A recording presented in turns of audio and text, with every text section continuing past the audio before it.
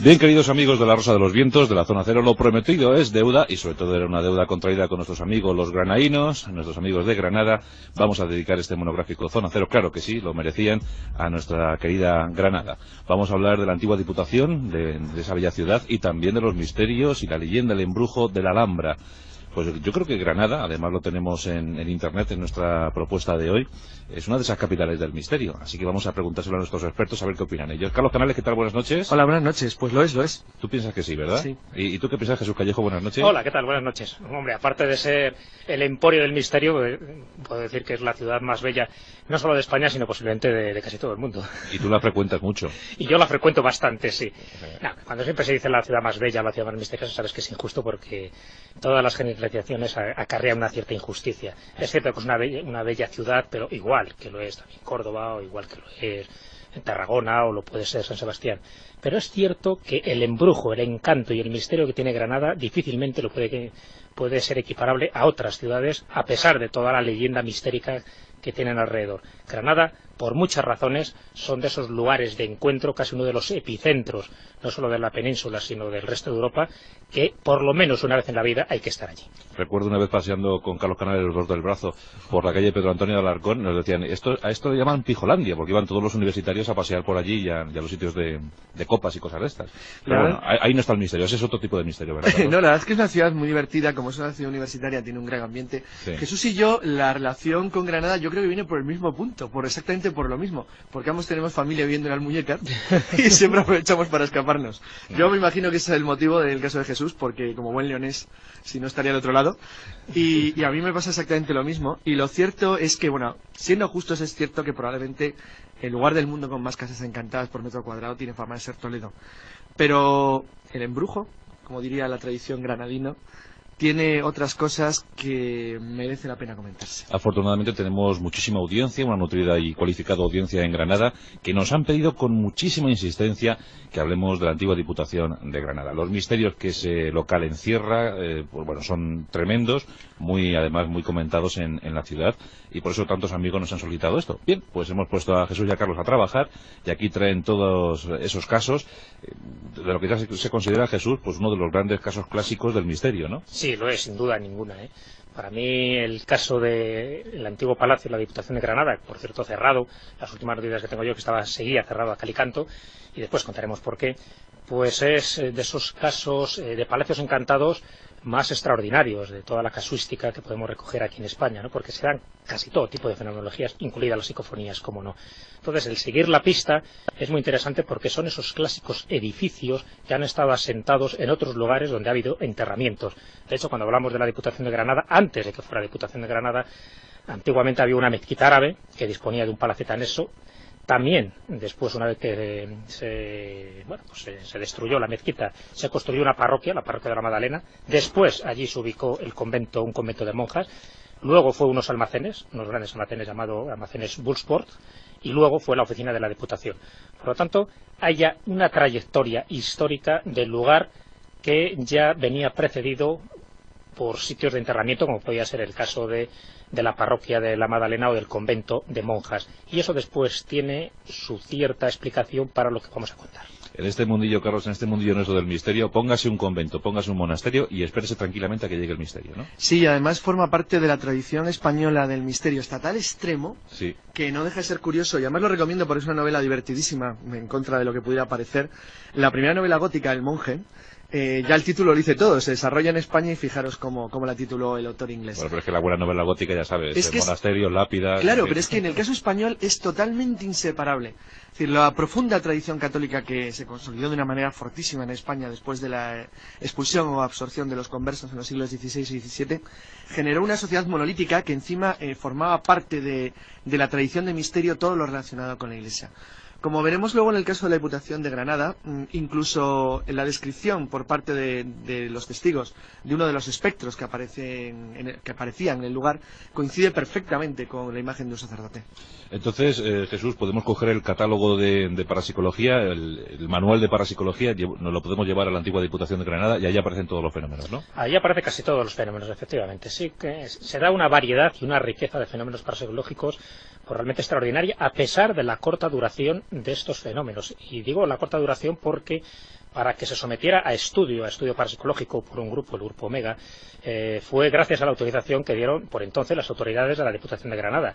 Pero fue una autorización que duró unos pocos días, fue durante el invierno de 1986. En las Navidades se paraliza la investigación, les dan una serie de conclusiones a las autoridades de la Diputación diciendo que estaban ocurriendo hechos paranormales, hechos sumamente extraños y que no tenían ningún tipo de explicación científica, y se quedó que a partir del próximo año, en enero del 87, pues se reanudarían las investigaciones, cosa que nunca se hizo porque las autoridades negaron cualquier otra autorización para que este grupo empezara a investigar aquello parapsicológicamente. Solo se dio la autorización para que se abrieran las puertas del Palacio de la Diputación de Granada para una serie de televisión que era España Mágica por entonces, y poco más. Por lo tanto, se sabe que se siguen produciendo fenómenos extraños, pero ningún otro grupo desde el año 86 ha podido cerciorarlo.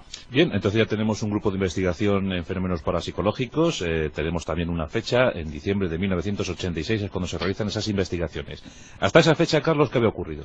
Bueno, por de pronto ya el edificio, que como ha comentado Jesús, tenía una tradición muy larga, puesto que había sido desde una antigua mezquita árabe que estaba justo al lado y que tenía un palacete anexo, hasta un convento y unos almacenes, Woodward.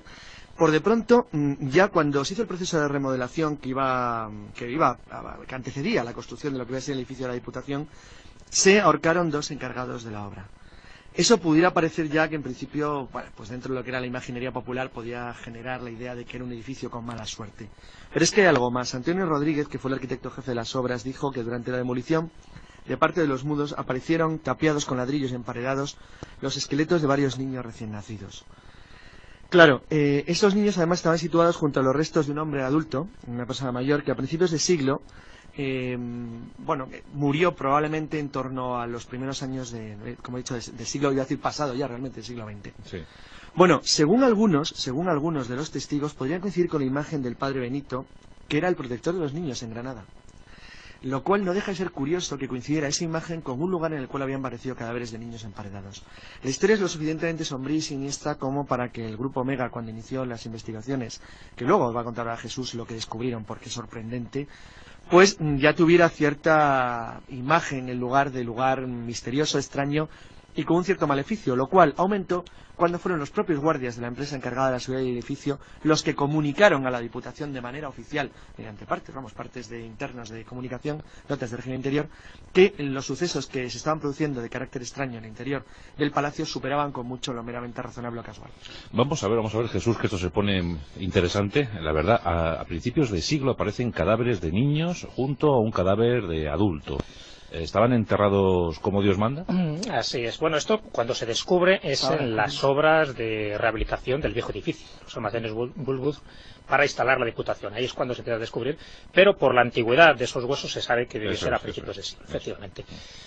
Claro, estos son datos que empiezan a saberse pues poco a poco, a raíz, es como si tuviera dos partes, ¿no? La Diputación. Una es, mientras se están haciendo estas obras de rehabilitación, donde ya los grandes almacenes bulbos pues pasan a mejor vida, y otra es cuando ya la Diputación está funcionando como tal, como organismo de la Administración.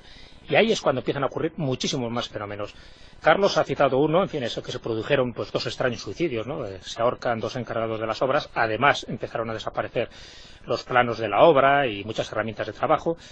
Todo eso a pleno día. O sea, todo empieza, Jesús, con la remodelación del edificio. Ahí, efectivamente, sí, porque hasta ese momento, pues, bueno, en los almacenes, por lo que se cotejó, los empleados no dijeron que habían apreciado nada raro. Bueno, es verdad que era un lugar de mucho ruido y cualquier otra cosa, pues no se apreciaba allí.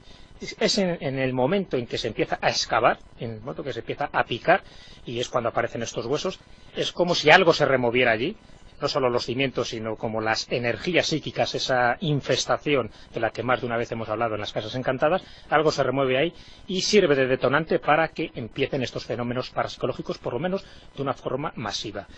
Cuando se inaugura la Diputación, los hechos extraños vuelven a producirse y ahí empiezan a ser todavía mucho más espectaculares, porque las secretarias, por ejemplo, ven cómo sus instrumentos de trabajo se comportan de una manera anómala.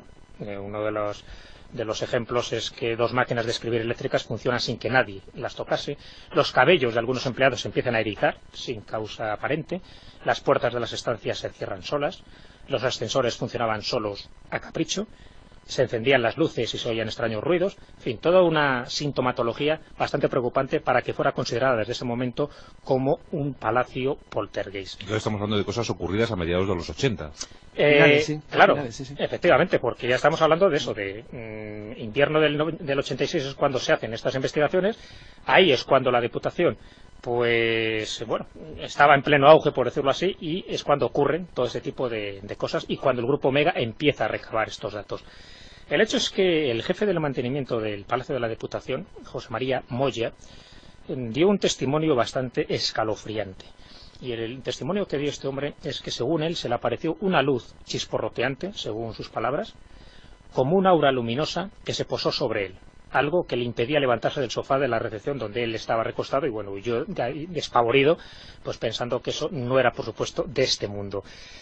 Muchos testigos empiezan a hablar de una entidad invisible que se deja ver en la zona de los lavabos del inmueble, pero no solo en esta zona, sino también en los sótanos empiezan a ocurrir hechos sumamente inquietantes.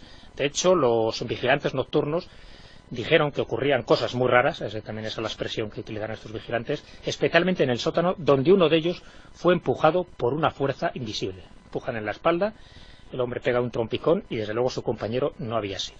Esto es lo que hace que el Grupo Omega, este equipo de investigación parapsicológico de Granada, pues bueno, pase varias noches en el edificio con el permiso, con la autorización de la Diputación de Granada. Y ahí empieza a ocurrir este tipo de cosas que, si ya de por sí empezaba a ser bastante preocupante, bastante inquietante los fenómenos, a partir de ahora, con estas investigaciones pues mucho más rigurosas, empiezan a ocurrir fenómenos realmente sorprendentes. Uno de ellos es el de la fitopsiquismo. Explica, Jesús. ¿Qué es eso de la fitopsiquismo? El fenómeno del fitopsiquismo. Bueno, fito ya sabes que procede de la palabra planta. Lo que hacen es, tanto Rafael Casares como un sensitivo dentro del Grupo Omega, que se llama Juan Burgos, es detectar que en las plantas y en los vegetales de los maceteros ubicados en el tragaluz central del edificio se produce este singular fenómeno que ellos, y bueno, dentro del mundo parapsicológico se llama fotopsiquismo. ¿En qué consiste?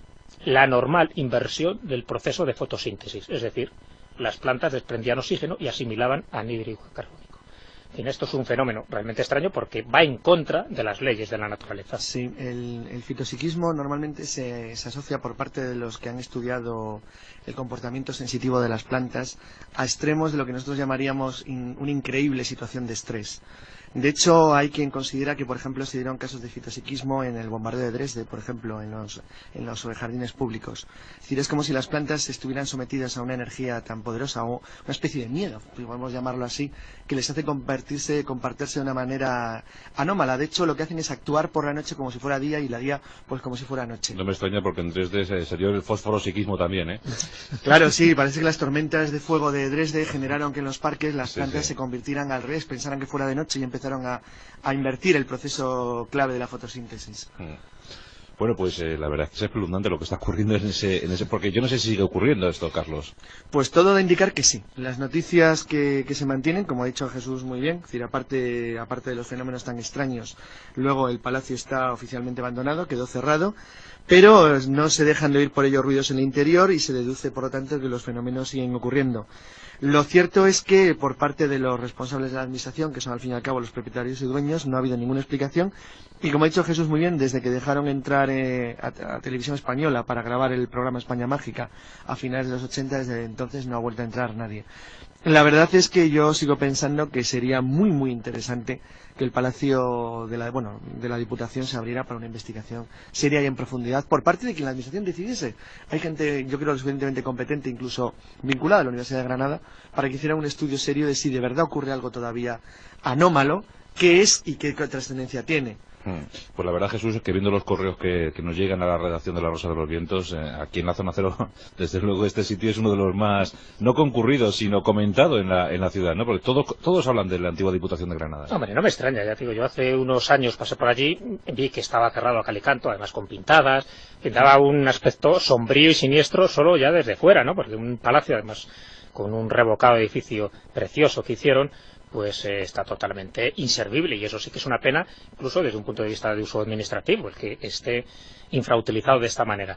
Por lo tanto, sí que sería bueno que se hiciera una investigación ya en serio, rigurosa, y pues que pasara algo como ocurrió con el Palacio de Linares, que también tenía su fama de fantasmas, pero en el momento que hicieron en el Museo de América, pues se acabó, y desde entonces parece que no se está oyendo ninguno de esos ruidos extraños que después dieron origen a las psicofonías, ni esas luminiscencias que después también quedaron impresionadas en placas fotográficas. ¿Por qué no podía ocurrir algo similar? El hecho es que por alguna razón que desconocemos y que me imagino que será burocrática, pues ahí sigue cerrado, según las últimas noticias. Posiblemente alguno de los oyentes de Granada nos pueda rectificar y nos diga que se ha abierto recientemente, con lo cual me alegraría.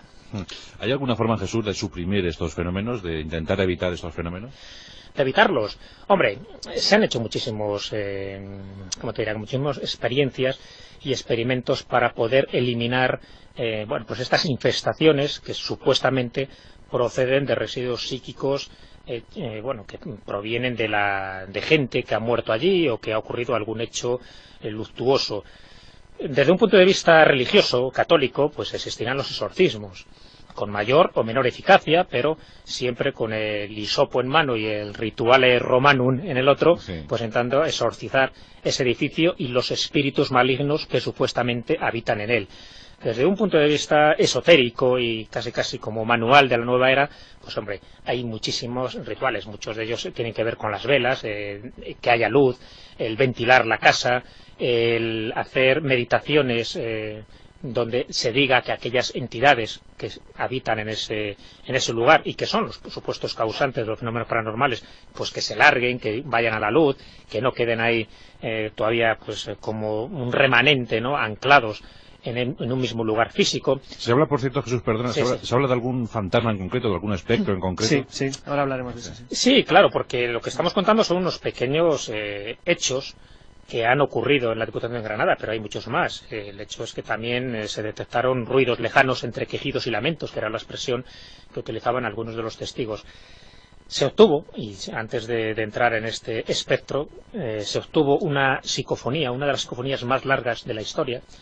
Fue en los sótanos del Palacio, donde se tiene pues un registro de una voz totalmente plana, inanimada, parece ser que no humana, según la investigación que hicieron los técnicos, con una carga emocional y dramática en el mensaje que cuando se escuchaba, y lástima que no hayamos podido traerla, ponía los pelos de punta. Sí he traído la transcripción de esa psicofonía, y lo que decía la psicofonía con esa voz totalmente plana e inanimada era: necesito ayuda, enviadla, os arrepentiréis. En fin, el instrumental además detectó en este sótano la existencia de intensas alteraciones electromagnéticas. Todo esto pues se puso en relación con lo que comentaba Carlos, es decir, con la abundancia de huesos humanos y de restos de niños supuestamente emparedados que se encontraron allí. Entonces, una cosa parece que tiene que ver con la otra. Claro, mucho. La psicofonía tenía que ver con las mucho por una razón. El 23 de diciembre de 1986, en la madrugada, a la 1:35, el Grupo Omega consiguió, por decir una manera, con terminología parapsicológica, modular la energía que aparentemente había en la habitación para de esa manera materializar un ectoplasma, lo que llamamos habitualmente un ente. Sí. Este es un caso muy pocas veces logrado, por lo menos en la historia de la parapsicología española. El espectro surgió justo del muro en el que estaban los cuerpos de los niños o niñas emparedadas, y la entidad se desplazó pues de una manera muy lenta, en paralelo a la pared, hasta llegar a una habitación continua, que era donde había unos archivos antiguamente, donde desapareció. Según la descripción de los testigos, que imagínate cómo quedaron, la entidad tenía una forma indefinida, parecida a un monolito luminoso, y parecía estar hecho como de humo compacto, es decir, lograron una materialización bastante densa. Claro, esto es poco frecuente y es difícil de creer, pero cuando uno es testigo de algo así, pues la verdad es que se le quedan pocas ganas de dudar de la existencia de estas cosas. Desde luego, Carlos, es terrible la psicofonía, además, como bien decía Jesús, larguísima, ¿no? Y largas, porque sabes, y hemos puesto muchísimos ejemplos de psicofonías aquí en el programa, como suelen ser palabras cortas a preguntas muy concretas, pero no que tenga cierta continuidad. Entonces, está considerada como una de esas psicofonías más largas obtenidas, por lo menos en España. Carlos, ¿a quién se atribuye esta espectrogénesis? La espectrogénesis no quedó muy claro. Así como os he dicho antes que algunos de los testigos hablaban de la posibilidad de que fuera el padre Benito, el padre protector de los niños en Granada, lo que no queda más claro es que es difícil de ver, porque así como hay algunas descripciones, como la de Juan Burgos Gavilán, que decía que era un ser con aspecto de hombre, unos 45 años de edad, con pelo canoso, ojos pequeños y hundidos, con nariz recta y labios finos, la verdad es que lo que es el espectro que consiguió materializarse no tenía forma humana. Como he dicho, era como una especie de masa en forma de molino de humo compacto. Lo que no deja de ser sorprendente es que se logró una de las mediciones de uno de los hechos más extraordinarios, por lo menos que yo he podido leer, que es un fenómeno muy curioso de fluctuación magnética, porque desde luego hubo una intensa alteración de los campos magnéticos, una especie de arco voltaico que saltó por encima y se proyectó al menos a 2 metros de distancia desde la pared, que también es algo muy inusual, que parece casi de película, es algo muy complicado de obtener en una medición real, y hay que tener mucha paciencia y desde luego mucho trabajo. Eso fue poco antes de las Navidades del año 86. Jesús, los espectros, los fantasmas, ¿posan para nosotros, aparecen porque estamos o simplemente somos meros testigos de lo que está ocurriendo? Hombre, yo te puedo dar un poco mi opinión personal, ¿no? Ya sabes que en esto hay muchísimas teorías. Sí. Mi opinión personal es que si estás en el momento adecuado y en el momento que se está produciendo precisamente ese fenómeno paranormal, es decir, como si esas puertas se abrieran y fuéramos testigos de lo imposible, en el fondo lo que estamos viendo son cosas imposibles desde un punto de vista técnico, si tú pones el objetivo, lo apuntas el objetivo de la cámara hacia ese lugar y empiezas a hacer fotografías, y sobre todo si tienes cámara o película infrarroja mejor, hay bastantes posibilidades de que algo salga. Es decir, el hecho de que estés en un lugar encantado, que estés en un lugar mágico, en un sitio de poder, no te da garantía de que tú puedas apreciar o ver o sentir los fenómenos que desde siempre se dice que se están produciendo en ese lugar. Ahora bien, si estás, además de en un lugar encantado, en el momento que se están produciendo esos fenómenos parapsicológicos, que no son siempre, es en momentos muy concretos, y eso es algo que se escapa al investigador, pues desde luego que no solo podrá ser testigo tu máquina de fotografía, sino tú mismo puedes apreciar que algo anormal se está produciendo, como le ha ocurrido, no a muchísimas personas, pues vamos a llamarlas profanas en la materia, sino a muchísimos especialistas que desde luego se han quedado totalmente absortos, maravillados y estupefactos ante un fenómeno que desde luego no se puede clasificar ni se puede controlar. ¿Qué ocurre? ¿Posan ante nosotros? Pues a veces sí, porque ya lo hemos comentado también más de una vez, que estos espectros y en general todas las entidades paranormales, o utilizando incluso, si quieres, una terminología parapsicológica, estas energías bióticas materializadas, pues parece que juegan también al escondite con el ser humano y juegan a despistarle, hasta tal punto que cuando más sorprendido puede estar de lo que está ocurriendo allí, mayor hincapié se hace en la producción de algunos de estos fenómenos paranormales. De por sí ya el testigo suele ir sobresaltado, suele ir con cierto temor, y eso hace que también sea como una especie de juego en el que ese supuesto espectro, y estamos hablando de los casos que son auténticos, no estoy hablando de los casos donde después se ha detectado que hay bromas, porque desde luego eso tiene otro tipo de explicación mucho más humana, pero sí da la sensación de que juegan un poco al ratón y el gato, a epatar un poco al investigador,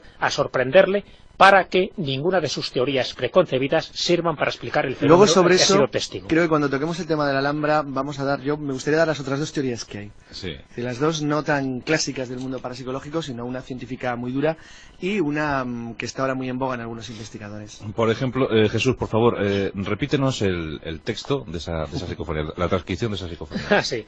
Bueno, pues la transcripción de esa psicofonía, ya digo, que se grabó en los sótanos del Palacio de la Diputación de Granada, decía ni más ni menos, parece que una carga emocional y dramática que es muy importante no desligar del lugar donde fue tomada esta psicofonía. Decía así: necesito ayuda, enviadla, os arrepentiréis. Entonces, para nuestros oyentes, Jesús, ¿esta psicofonía la hubiesen podido obtener al día siguiente? Nunca lo sabremos. Es que aquí estamos hablando ya de algo... ¿El mensaje se repite constantemente? Claro, sí se podría repetir. Vamos a ver, si el mensaje fuera auténtico, y eso pues no tenemos la completa seguridad, porque esa psicofonía no la tenemos en nuestras manos, no hemos podido hacer nuestra propia investigación, pero vamos a dar por hecho de que fuera auténtica, de que realmente se ha obtenido con todos los controles de seguridad. Si fuera auténtica, si el mensaje es fiel al lugar donde ha sido tomada, la psicofonía se tendría que volver a repetir y a dar, aunque no fuera con las mismas palabras, pero sí con el mismo mensaje angustioso. ¿Por qué? Porque en el fondo lo que nos está diciendo las psicofonías, un poco dentro de la teoría general de las psicofonías, es que el que está dejando impregnada esa voz, ese mensaje en la cinta magnetofónica, está pidiendo ayuda o está contestando una pregunta y solo tiene ese medio electrónico o técnico para hacerse manifestar, para hacerse oír. Entonces, si nos está intentando transmitir algo que normalmente tiene que ver, por supuesto, con la muerte trágica acaecida a ese personaje, pues la psicofonía se va a dar continuamente, porque es lo que ha pasado en campos de batalla, como ocurrió en Belchite y como ha ocurrido en otros sitios. Son psicofonías muy recurrentes, muy parecidas en el mensaje angustioso y en los términos que se utilizan.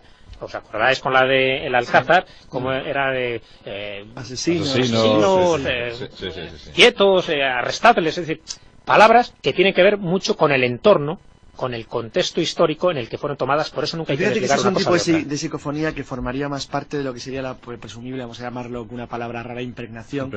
En tanto que en lo otro, lo de la psicofonía como mensaje, a mí me interesa especialmente porque aunque suelo intentar estar al día de todos los intentos que hay de investigación en transcomunicación instrumental, incluso lo de los científicos que están en contra de que sea un fenómeno paranormal y piensan que se trata de un fenómeno inducido por la mente humana en grupo en función de una serie de arquetipos más o menos consolidados en la psique colectiva, lo que sí que es cierto es que esto del mensaje, si no repetitivo, al menos sí de un contenido sorprendentemente similar, es lo que para mí hace que sea más interesante.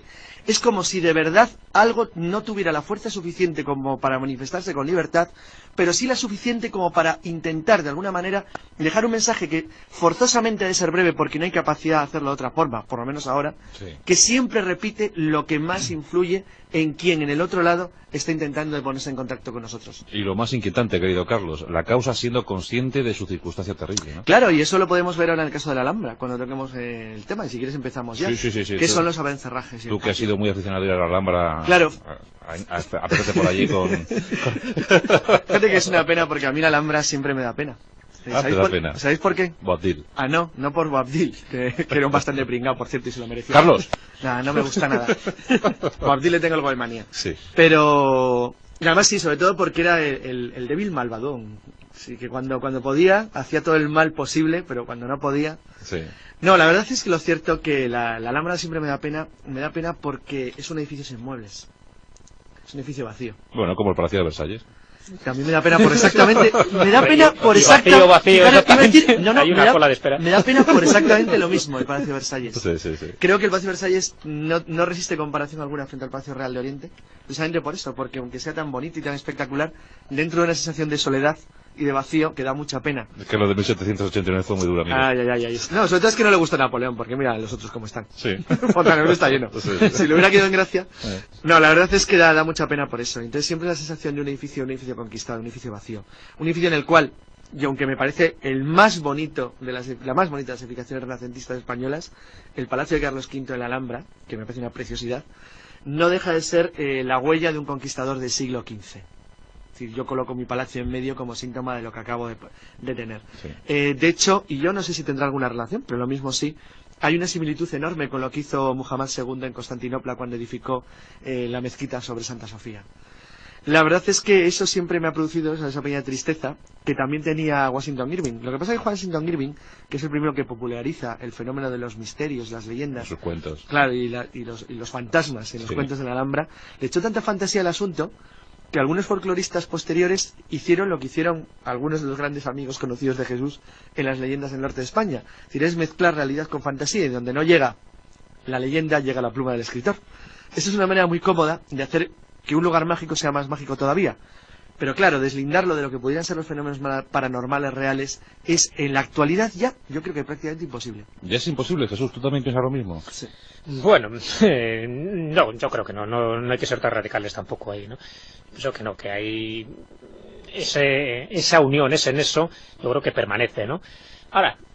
No, yo lo decía en serio, ¿tú te imaginas a alguien midiendo un equipo parecido que trabajando en la Alhambra? Es que no me imagino... Son dos cosas distintas, no sencillamente porque no van a dar ninguna autorización. Eso de manera posible ya. Pero realmente en la Alhambra, si realmente se hiciera una investigación seria, rigurosa, parapsicológica, nos encontraríamos con muchísimas más sorpresas de las que ya sabemos, porque los datos que nos han podido llegar son datos ocasionales de testigos esporádicos que han ido contando, que se les ha escapado algún comentario, pero desde luego la Alhambra no tiene ningún interés, por ejemplo, en esto que vamos a decir ahora, por una sencilla razón, porque es un lugar turístico, vive de esto, y cualquier cosa que se diga, pues puede espantar, si es que espanta a alguien ya el que haya fantasmas en algún lado. Yo creo que atrae. Pues yo creo que atrae. La cola sería el triple. Pero bueno, desde un punto de vista administrativo, pues son temas que para ellos les son espinosos y no quiere que se toquen. Por lo tanto, nunca van a dar una autorización para que esto ¿Cuándo se haga. aprenderán de los ingleses? ¿Cuándo aprenderán? Efectivamente. Los ingleses que lo han convertido en un negocio, pero además el caso Alhambra sería muchísimo más bonito, porque no son unos fantasmas tan cursis y aburridos como los castillos escoceses, que normalmente es el pobre ancestro que se aburre. Y además revaloriza. Se aburre de asco en el castillo y no para de pasear por ahí. Aquí hay una cosa mucho más interesante, hay varias culturas. Claro, pero tú en Escocia puedes vender un castillo más caro si tiene fantasma. Claro, y de hecho se vende. Claro. O sea, ahí hay una promoción de castillos que con fantasma te sale mucho más caro. Fíjate lo que tenía, es que además la Alhambra lo tenía todo. Tenía hospital, tenía mazmorras, tenía asesinatos por doquier, tenía... Bueno, y Boabdil está... Está Boabdil por medio, cómo no. Donde se han detectado más fenómenos extraños es en torno a la sala Jardín de los Abencerrajes. Y allí una medium en concreto, relató los hechos acontecidos allá en el siglo XV, y estos son relatos que ella pues ha hecho en función de esas visiones que ha tenido en trance. Cuenta que cuando reinaba Muhammad XI, Boabdil, el último rey moro de Granada, pues parece que le ponía los cuernos una de sus esposas. En 1490 descubre que una de esas esposas pues tenía un amante, un miembro de su guardia personal, le sigue, le espía y vio cómo su esposa se echaba en brazos de otro hombre. Del miembro de... Que no era ni más ni menos que el miembro de la guardia. Su guardia personal, claro, ¿qué otro miembro te referías? No. Bueno, al día siguiente, Boabdil, que para eso, en fin, era Boabdil, era rey, sí. Y era bastante bestia, ¿no? Según dicen sus biógrafos, reúne pues a un grupo de nobles guardias que estuvieron haciendo pues como poco su ronda a la misma hora que él detecta esa infidelidad por parte de su mujer. De una de sus mujeres, evidentemente.